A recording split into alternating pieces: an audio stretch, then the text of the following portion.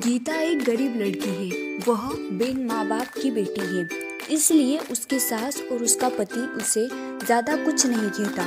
गीता के घर में गीता की ही चलती थी। वो जो कहती थी उसकी सास और उसका पति बिना कुछ कहे मान लेता था, क्योंकि वह एक बिन माँ बाप की बेटी थी और उसने शादी से पहले बहुत दुख दर्द सहा था। गीता घर का कोई काम नहीं करती थी।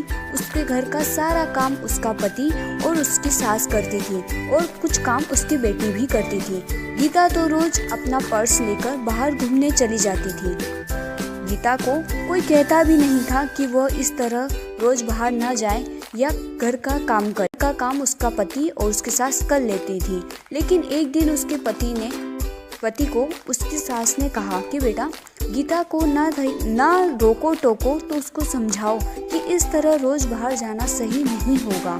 हाँ, वो बाहर जा सकती है, पर वो अगर कभी कभार जाए तो ठीक है, लेकिन अगर वो इस तरह रोज बाहर जाएगी तो हमारे समाज के लोग क्या कहेंगे।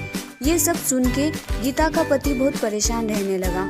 उसे समझ ही नहीं आता था कि वो करे तो क्या करे। अगर वो गीता को कुछ कहता था तो गीता नाराज हो जाती। उसे समझ ही नहीं आता कि वो करे तो क्या करे। वो गीता को कुछ ज्यादा बोल भी नहीं सकता था और वो ना ही माँ की बात टाल सकता था। इसी तरह गीता रोज अपने ससुराल वालों को कुछ न कुछ कहती रहती। घर में कुछ भी करना हो गीता की ही चलती थी।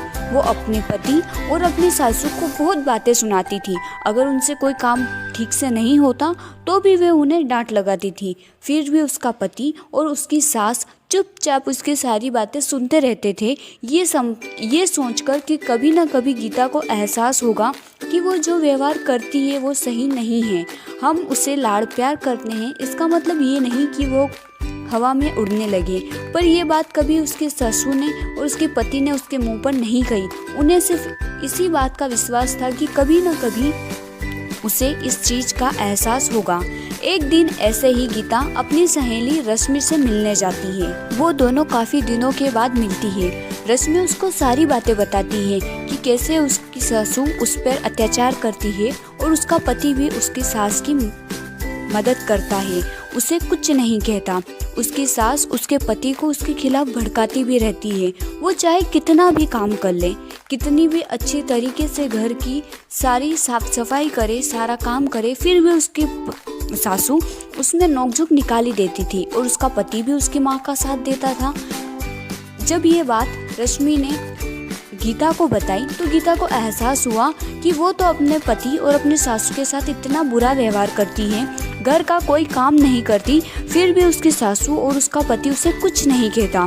वो उन्हें बार बार छोटी छोटी चीज़ों के लिए हजारों बातें सुनाती है, फिर भी उसके सासू ने उसे कभी नहीं डांटा। ये सुनकर गीता को अपनी गलती का एहसास होता है और वह घर जाकर अपनी सासू के सामने रोने लगती है। उन्हें सब बात बताती है कि उसे उसकी गलती का एहसास हो गया है कि उसने कितना गलत किया। तब उसकी सास उसे कहती है कि बेटा रो मत, हमें विश्वास था कि तुम्हें एक न एक दिन अपनी गलती का एहसास होगा और तुमने गलती चाहे कैसी भी की हो, लेकिन तुम्हें अपनी गलती का एहसास हो गया, बस यही बड़ी बात है। अब हम सब साथ मिलकर हंसी खुशी रहेंगे। तुम बिल्कुल शौक मत मनाओ, क्योंकि हमें पूरा भरोसा था कि तुम एक अच्छी लड़की हो और तुम्हें एक न एक दिन अपनी गलती का एहसास जरूर होगा। इसके बाद गीता और उसका परिवार साथ मिलकर हंसी खुशी रहने लगा। वो सब मिलकर सारा काम करते और हंसी खुशी जीवन यापन करते। अगर आपको स्टोरी अच्छी लगी हो तो वीडियो को लाइक और चैनल को सब्सक्राइब जरूर करें। इसी तरह के ग्रीन